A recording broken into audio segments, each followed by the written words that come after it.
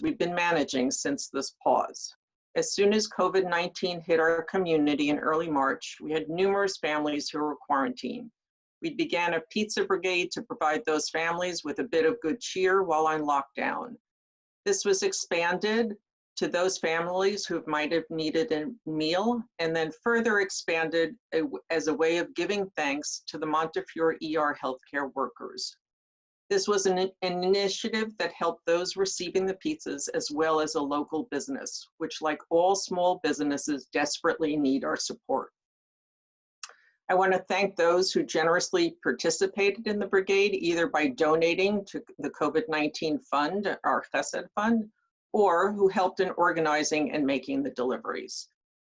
We implemented a phone bank with bi-weekly calls to those members who, according to CDC guidelines, were at higher risk. The objective of the calls were threefold.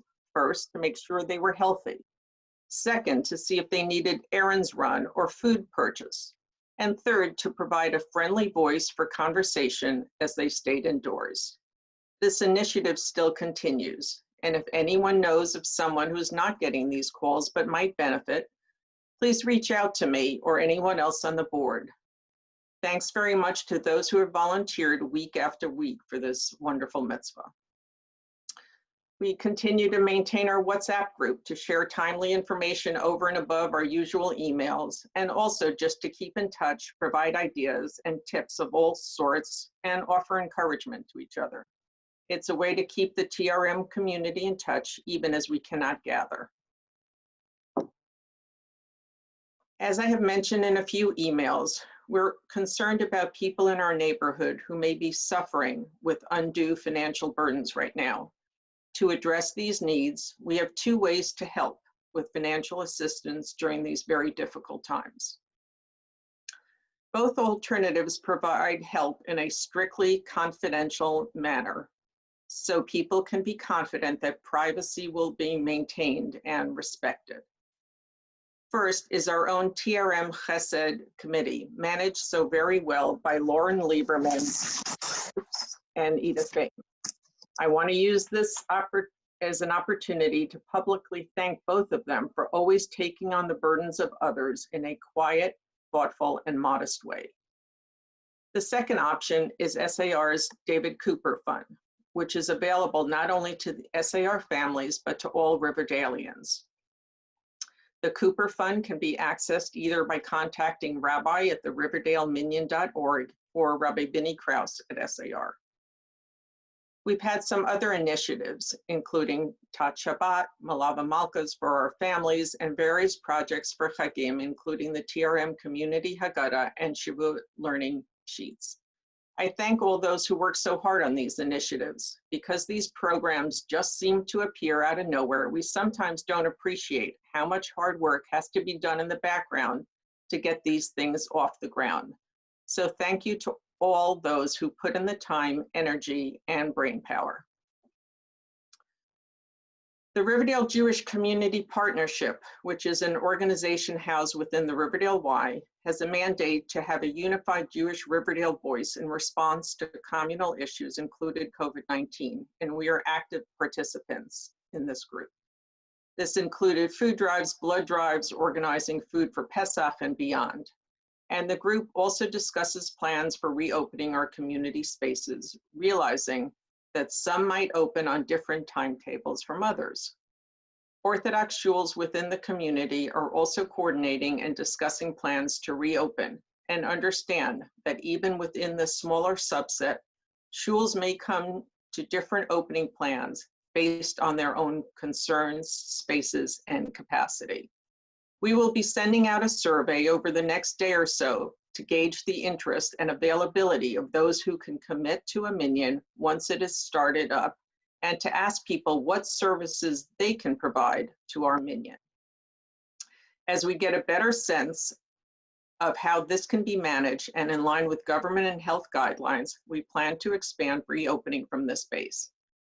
As of now, we do not see opening for Shabbat until we have opened with shorter davening services and worked out any and all issues with a small group.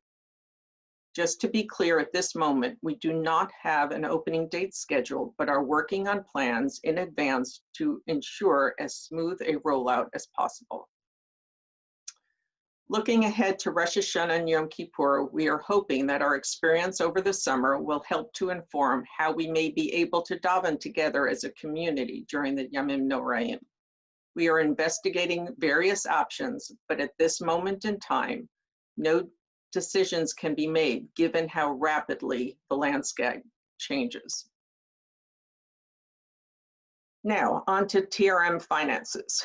I'm pleased to report that after discussions with the Riverdale Temple, we have been successful in obtaining a rent reduction, and we thank the Riverdale Temple for partnering with us during this most difficult time.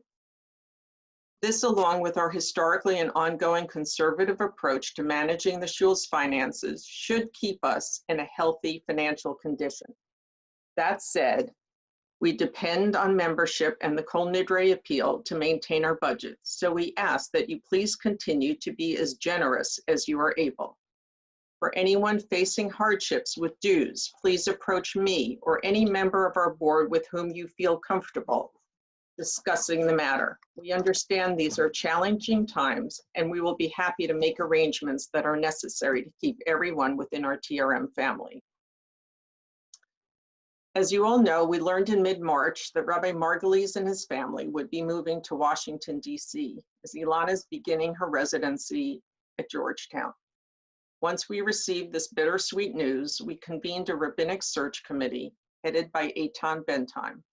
I will now ask Eitan to describe the search committee for all of us.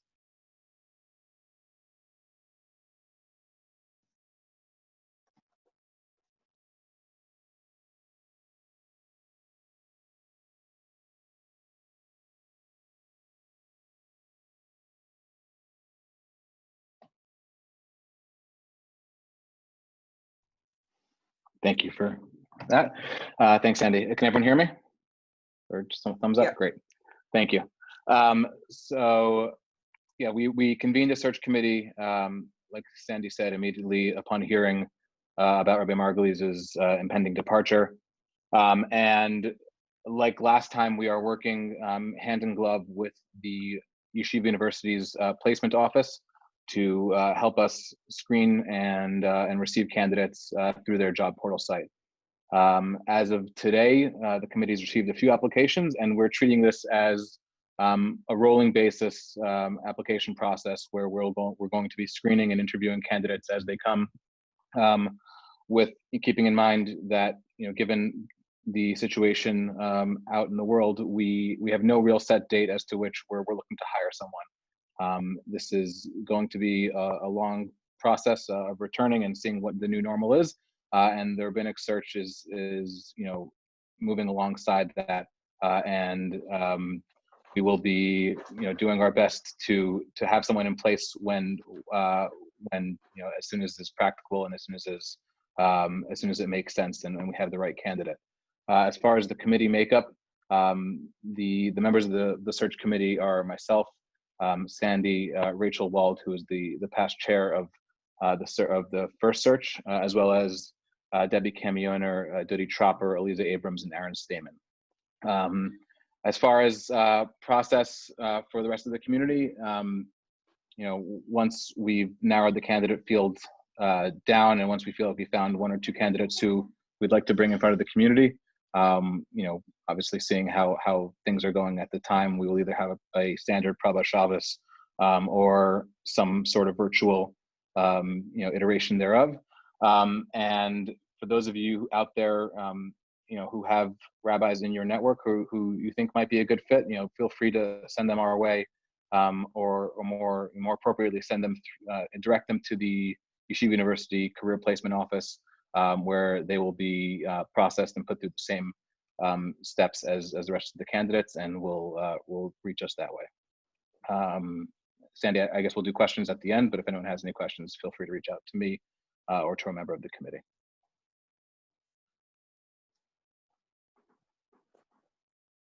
Thank you, Eitan. In the interim, while the search committee is working to find appropriate candidates, I'm pleased to advise that we have 3 of our members who've been with us since inception who've agreed to share rabbinical duties now. Our incredible in-house talent, consisting of Dr. Chabelle, Rabbi Kobrin, Rabbi Wald, agreed to take on rabbinical functions previously handled by Rabbi Margulies. I hope everyone joins me in thanking them for their dedication to TRM and stepping up to help the community they know so well. Please feel free to approach any of them for any halachic guidance or pastoral needs.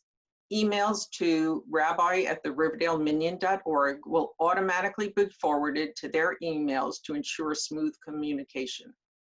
On behalf of the Rabbinic Committee, Rabbi Jeff Kobrin will address us now.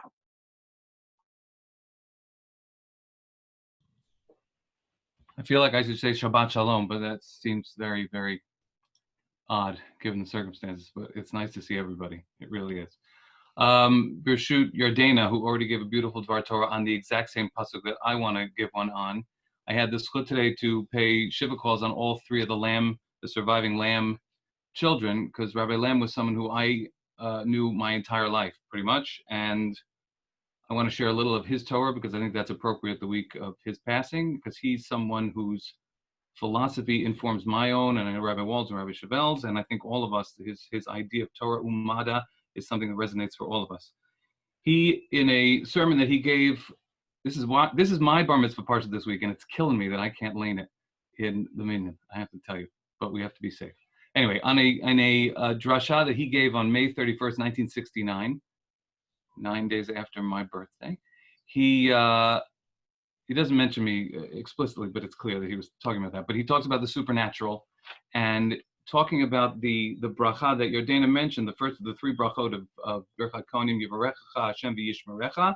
He says the word shamor, quoting the Chozeh of Lublin, the famous Hasidic master of Lublin. The Chozeh says shamor doesn't come from the root of shmirah, of guarding. It comes from shmarim, which is something that those of us under quarantine are very familiar with. That's yeast. And we have, if anyone needs yeast, we have a lot of it in my house because Michelle made me buy a lot of yeast. So we still have some left over, and I was thinking about that, was resonant for me. But he says the Torah and mitzvot are like a yeast in our neshama. When we ask Hashem yishmerecha, we want him to ferment us and let our soul slowly grow. He's talking about the supernatural in that drasha that he gave, in that sermon that he gave in May of 1969. The supernatural is something that has to slowly grow and slowly ferment. And the more mitzvot that you do, he says, our interiority begins to expand, our yearning increases, and the curtain between the natural and the supernatural parts ever so slightly, giving us an awareness of the transcendent, of the supernatural, and increasing our love for God himself. And I'm thinking, as we're still stuck at home, what little bits can we give ourselves that'll help us grow? And I will tell you about 20 minutes that my family and I spent at the monument tonight, holding up signs just in solidarity with, it's easy to protest in Riverdale because everybody agrees with you. And we felt totally safe and we felt totally good. But afterwards, I felt that fermentation, that shmirah that the Chozeh is talking about, the Rabbi Lamb was talking about. And we should all seek opportunities to do little things that'll help us grow and expand as we're still stuck on our own. The vision that Isaac and Josh and I have is really to connect as much as possible. We're all connected with as many of you as we are, and we're connected at different levels. And that's what I think TRM's strength is the strength of connections. And to that end, our philosophy is to rotate and to alternate as much as we possibly can. So we have no desire to be the only 3 speakers. We want to keep that speaking Dvar Torah rotation going on Shabbos morning, but we want the community to interface with 1/3 of us each time as much as possible. Having said that, if there's one of us that you feel more comfortable going to with a particular issue or particular question, you should definitely approach that person. We're looking forward to, and we've already spoken with other community leaders and leaders of other shuls and other rabbinic leaders in the community, all of whom were remarkably supportive, not of us personally, but of TRM and everything that we're about. And that was very heartwarming for me. And I know Rabbi Wald also spoke to a couple of them. It was great. In terms of any shilas, any questions that come up, we all received the rabbi as Sandy said, we all received those emails, and we will decide amongst ourselves, like, who is the most appropriate interface, again, to answer the question. If it's a question that's above our pay grade, as it were, we have a number of rabbinic resources within the community and outside the community that we intend to turn to, just if there's something that we think is too big or too something that we're not familiar with enough to answer. Whether it's, but again, it's all about, and the reason that I said yes when Sandy called me, and I know that Josh and Isaac feel the same way, this is an opportunity for us to step up and connect even more, to bring our community, we're in a holding pattern as Eitan and committee do the search, but we also want to bring the TRM community that next step forward into that next stage of our development. So whether that happens at a simcha, or whether that happens at a Shabbos, or whether Rahman al-Litzlan, it happens at a sadder or more difficult moment in someone's lives, we each feel that this is the way we can step up and serve and make that connection, because that's what we do. I want you to know, Sandy, I took that idea. Mark Kramer called me the first week that we were in quarantine, and I said, what's up? He said, no, we have a list and we're connecting. Is there anything you need? Turned out we needed his freezer about 6 times the week before Pesach, so it was very helpful. And I took that idea and took it to the PTA of the North Shore Hebrew Academy, who did the exact same thing. So that's a little homage. I don't want to say I stole the idea. We took that idea and we imitated it in Great Neck, and it's tremendous. It's all about the connecting. We see this as an opportunity for us to connect with you. We are still very much members of this community. We're not the rabbis thereof, and we look forward to intensifying those connections. Thank you. Thank you. We'll now open the floor to questions anyone might have, which weren't covered by our remarks, or general comments people might have. If you can post a question in the chat or wave your hand, that would be great.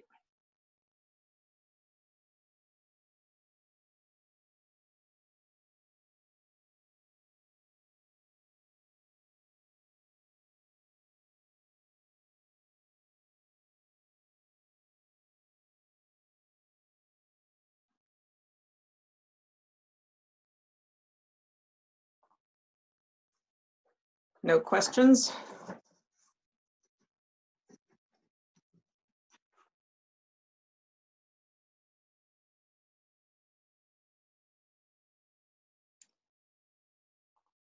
Go. Okay. Okay, I will read some of the questions here. First question is from, it says Aaron Steingart, but I'm going to go out on a limb and assume it's from Michelle and David Steingart. Is the rabbi you're looking for at this time part-time? So the answer is yes, we are looking for someone as a part-time position. Okay. Next question from Morris and Beth Applebaum. Will Minyan begin outdoors or indoors? The plan right now is to begin, when it does happen, to begin Minyanim outdoors. A question from Mark Kramer. Is there any guidance as to how we might safely organize outdoor Minyanim? So safely being subject to discussions with the Riverdale Temple, we were contemplating doing a minyan in the parking lot and having between 6 and 8 feet between every person. Everyone would have to bring their own supplies as they were talis, tefillin, sidur, chumash if needed. And there would be no mingling before, no mingling after, and we'd be pretty strict. Each minyan would have someone there to ensure that the rules are being followed. Okay, sorry, clarification to Mark's question. He meant to ask about privately organized backyard Minyanim. Yeah, TRM is at this moment in time not authorizing any backyard Minyanim.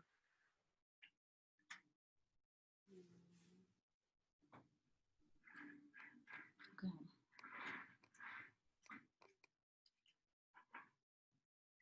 Any other questions from the chat, or anybody want to raise their hand to ask their question?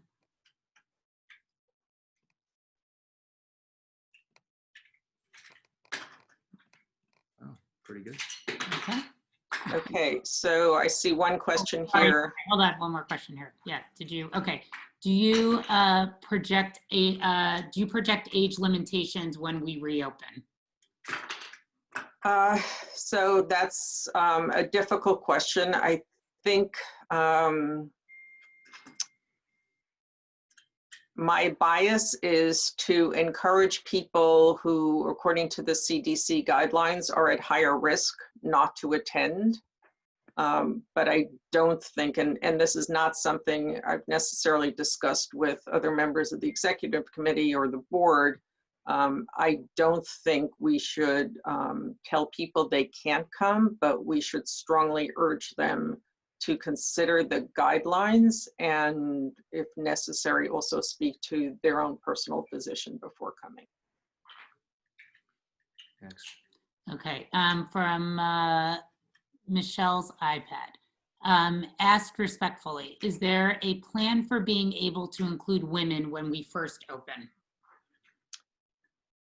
Well, that will depend on when we actually open. Right now, Governor Cuomo's executive order is only allowing 10 people, and that would mean 10 men who will create the minion, and we have not heard that that number is going to be expanded at this moment in time. But again, we haven't picked a date for opening either. From Brad Herkman. Okay, it's amazing to see everyone. Thank you. Are there plans for Zoom shiurim, minyanim, or social gatherings? So I think we are having, Yardena, do you want to talk to the shiurim? Because I think you were organizing. Yeah, so I think one part of what we're going to do with the survey that's going out, there is a survey going out about that we're going to send out shortly about the restarting the minyanim. We are also going to send out a programming survey. I think we would like to get a sense, what are things people would like to see over the next few months? Where do people feel like there's room for programming? What do people feel zoomed or tapped out about? I will give a quick plug that next week on June 7th, we have Rabbi Jeff Sachs from Israel, who's a Shai Agnon scholar, is going to be doing a book club with us. That's one program that we would actually like to get started off this summer. So if anybody has other ideas of authors or books that they would like to see in the next coming months, please contact me. And I know that working with Dr. Chevelle and Rabbi Wald and Rabbi Coburn, that we are going to also discuss how the Wednesday night share is going to look in the next couple of months as well. But please send me your feedback, and if you have ideas and suggestions for programming, we're always open to hear new and creative ideas, you know, as we continue to have to do most of this over Zoom, you know, and social distancing.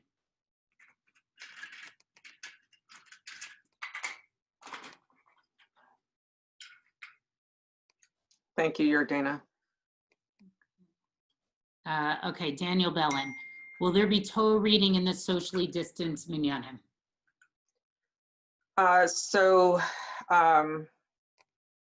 That is a question we have not yet answered. And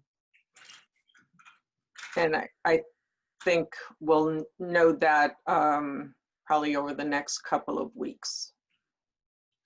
Sorry, I don't have a more complete answer for that.